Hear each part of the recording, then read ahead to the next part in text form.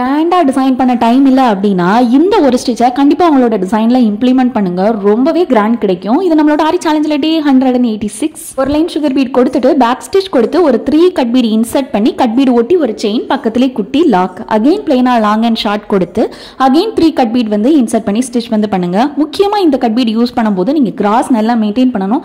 Normal machine thread மட்டுமே use பண்ணுங்க.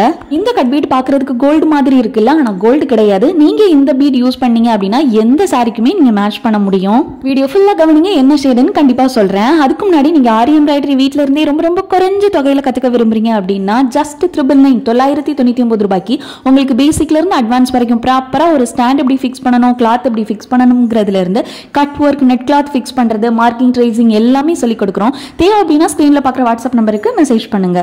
இந்த கட் பீட் ரெயின்போ ஷேட் நான் யூஸ் பண்ணியிருக்கிறேன். ஆரி எம்ப்ராய்டரி டிப்ஸ்க்கு நம்மளோட பேஜை ஃபாலோ பண்ணிட்டு ஆரி எம்ப்ராய்டரி கத்துக்க நினைக்கிறவங்களுக்கு ஷேர் பண்ணுங்க.